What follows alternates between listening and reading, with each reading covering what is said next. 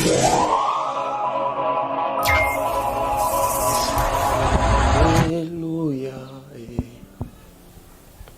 Alléluia. Alléluia.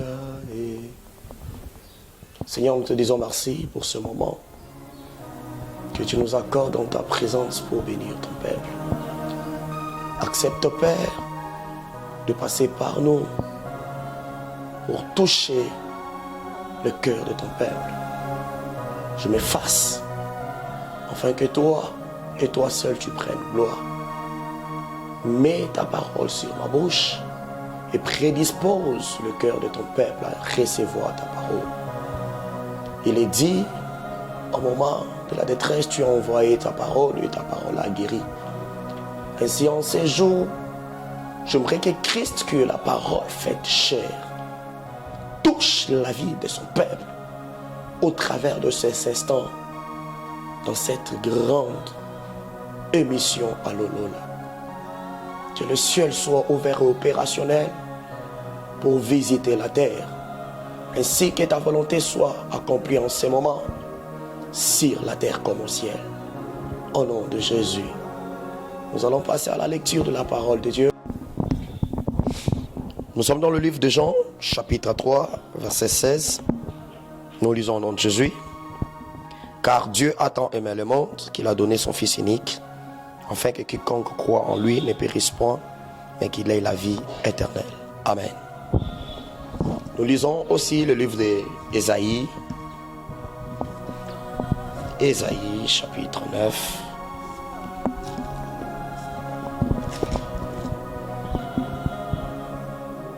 Nous commençons par le premier verset.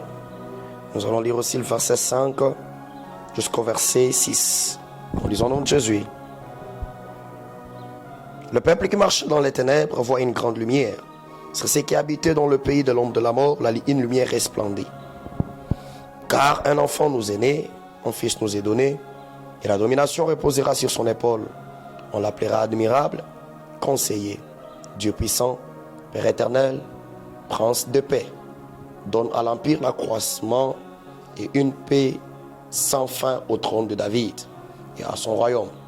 L'affermir et le soutenir par le droit et par la justice, de maintenant et à toujours. Voilà ce que fera les ailes de l'Éternel des armées. Amen. Que Dieu nous bénisse. Nous allons parler sur un grand thème qui est le plus grand don du temps de la grâce. En parlant de don, je sais qu'il y a beaucoup de choses à dire dessus, mais j'aimerais être bref. On parle d'un don quand il y a celui qui donne et celui qui reçoit. Et on ne peut pas parler d'un don quand il n'y a pas une source qui a libéré quelque chose. Un don, c'est ce qu'on obtient par faveur, c'est ce qu'on obtient par grâce, c'est ce qu'on reçoit sans payer. C'est ça un don. Mais nous parlons dans le contexte spirituel de la vie chrétienne, de dons spirituels, de dons matériels, de dons physiques. Autant où nous vivons, nous sommes dans la confusion, et beaucoup de gens sont en train de vouloir dénigrer les autres. Les autres même sont en train de penser que leur vie chrétienne, c'est une vie sans force, une vie sans puissance, une vie sans pouvoir. Parce que peut-être tel a un don, mais eux n'ont rien. Bien-aimés, je sais qu'en parlant des dons spirituels, il y en a, parlant de dons spirituels, je sais qu'il y en a 9, regroupés en 3 grandes parties. Il y a les dons de puissance. Quand on parle de dons de puissance, on parle du don de la foi. La foi. La foi capable de déplacer les montagnes. Capable de faire enfanter des stériles. Capable de ressusciter même le mort. Là, la puissance de Dieu est manifestée. Il y a aussi le don des guérisons. Le don des guérisons. Une maladie que la science n'a pas guérie. Le cancer que la médecine ne sait pas stopper. Comme l'hémorragie qu'avait cette femme à la perte de sang. Il y avait un don de guérison quelque part qui a guéri la femme. Là, il y a la puissance de Dieu qui est manifestée. Il y a le don de miracles. Comme Lazare, expérimenté le don de miracle. Après 4 jours, il puait, il sentait. Il était en état de décomposition. Mais le don de miracle l'a ramené à la vie. On parle aussi d'une deuxième partie des dons. Il y a ce qu'on appelle les dons d'inspiration. Là, on voit le parler en langue. C'est lui qui parle en langue, s'édifie lui-même, il s'inspire. Il parle à Dieu, c'est un moment d'intimité. Un moment d'intimité. Mais je te dirais qu'il est très préférable aussi dans la vie chrétienne de parler en langue. Car à un moment donné, le vocabulaire humain ne sait pas vraiment bien nous connecter à Dieu. Et quand on monte dans cette dimension, on s'inspire de choses qui sont cachées. On parle le langage de Dieu. Le langage de Dieu. Vous me retrouvez un jour en train de prier. Je me sens bloqué, je ne sais pas quoi demander. Et là, je commence à intercéder avec des soupirs inexprimables. Je peux dire Rosatara Makaya Baba Baba. Et pendant que je suis en train de dire des choses, il n'y a pas de vocabulaire humain. L'intelligence humaine est bloquée. Mais je m'inspire à la source intarissable qui est Dieu. On ne s'arrête pas là. On s'inspire aussi par les discernements. C'est un don d'inspiration. Savoir discerner qui est en train de parler. Savoir discerner qu'est-ce que Dieu fait dans ce que je suis en train de vivre. Ça nous inspire tellement. C'est un don tellement aussi puissant que l'Église doit les chercher. Les enfants de Dieu, les chrétiens, doivent soupirer derrière le discernement d'esprit.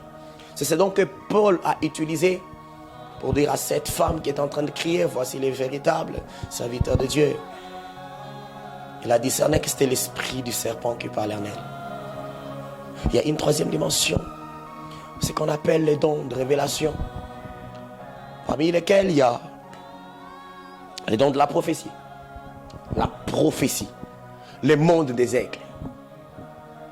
On monte en esprit pour voir les choses de Dieu. Il y a l'interprétation des langues. On révèle des choses que l'autre était en train de dire sans savoir ce que ça signifiait. Mais tu dois beaucoup prier aussi pour désirer, non pas seulement parler en langue, mais aussi à interpréter les langues. Aujourd'hui, le parler en langue est en train d'être dénaturé, perdre sa puissance, sa capacité. Pourquoi? Parce qu'il y a des gens qui ont abandonné ou oublié la valeur de l'interprétation des langues. C'est pourquoi l'apôtre Paul pouvait dire, quand on n'a pas d'interprétation, qu'on se taise, pour que cela ne soit pas un bruit. Mais là où il y a la révélation de l'interprétation des langues, je vous dis, le parler en langue ne sera plus un bruit, mais ce sera un message qui édifie. Ce sera une église vivante, car Christ parlera en langue, mais il y aura des gens pour communiquer ainsi par l'Éternel, par l'interprétation. Que Dieu te bénisse là où tu es. Il y a une troisième chose que j'ajoute parmi les dons de révélation. Il y a la parole de connaissance. La parole de connaissance. C'est là où quelqu'un va te parler avec précision sur ta vie, comme si il était avec toi pendant que tu faisais tout ce que tu étais en train de faire. Une fois, j'ai croisé une dame. Pendant qu'on parlait, elle voulait l'orientation de Dieu. Et par la grâce de Dieu, l'Éternel nous a mis à cœur cette parole de connaissance pour l'orienter sur sa vie. Et pendant que j'étais en train de la parler, je lui ai vu en train de pleurer, Elle me disait, papa, tu es en train de dire comme si tu étais là. Mais je lui ai dit, le problème c'est pas ce qui s'est passé. Le problème c'est que Dieu veut que tu fasses ça. Par l'orientation de sa vie, avec la parole de connaissance, sa vie a été sauvée. Et gloire soit rendue à Dieu parce qu'elle avait touché de ses mains un miracle. Il y a une quatrième de choses que j'ajoute, la parole de sagesse. C'est un moment où on parle, on ne sait pas ce qu'on dit, mais c'est lui à qui on parle, sans que ce qu'on est en train de me dire, c'est ce qu'il me manquait. On libère la sagesse de Dieu pour orienter son peuple pendant ces moments de révélation. Mais je ne vais pas m'accrocher beaucoup plus sur le don spirituel. Il y a des gens qui ont aussi reçu des talents de la part de Dieu comme des dons. Il y a des gens qui chantent, c'est un don, c'est une grâce. Il y a des gens qui prêchent, c'est un don aussi, c'est une grâce. Il y a quelqu'un qui joue au foot, c'est un don. Bien que ce n'est pas spirituel, mais c'est quand même un don. Mais j'aimerais parler sur le plus grand don. Le plus grand don. Bien-aimés, nous sommes à l'église corps du Christ. Où il y en a qui parlent en langue. Où il y en a qui prophétisent. Où il y en a qui imposent le mot aux malades, ils sont guéris. Où il y en a qui chantent et les anges descendent. Où il y en a même ceux qui opère à la dimension des naturels. Mais il y a aussi une partie de gens qui sont presque inactifs. Il n'a jamais parlé en langue, il n'a jamais eu une vision, il n'a jamais prié pour un malade et guéri. Ces gens se sentent des fois frustrés.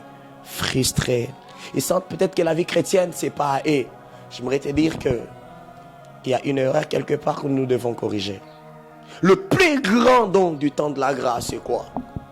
Revenons un peu à la genèse des choses. Dieu crée l'humain avec comme objectif principal que l'homme vive dans le jardin d'Éden.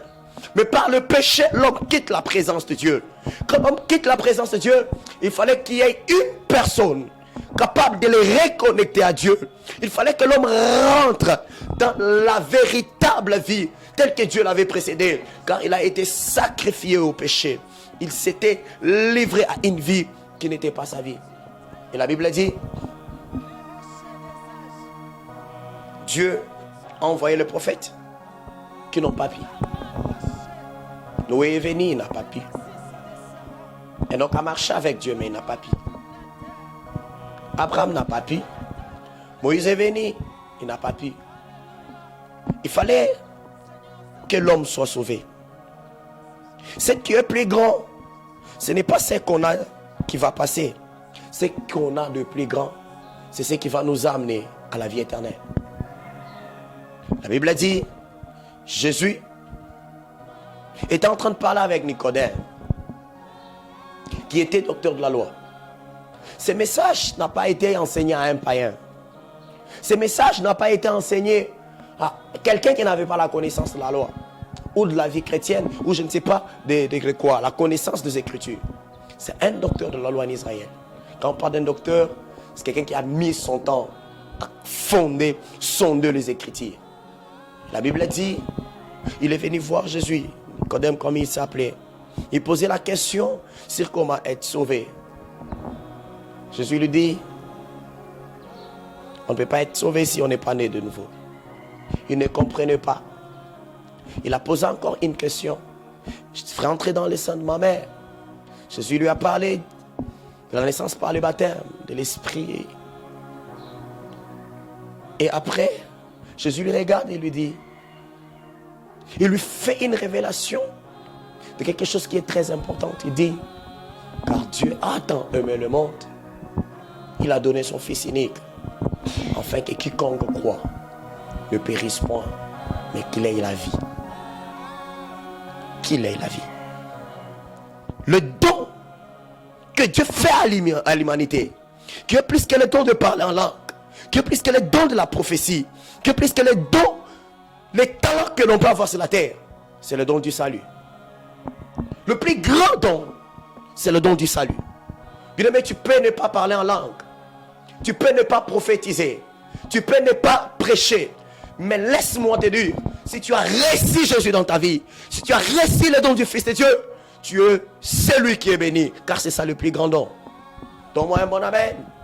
La Bible dit, Dieu a tant aimé le monde, il n'a pas donné le parler en langue. Ça c'est fort.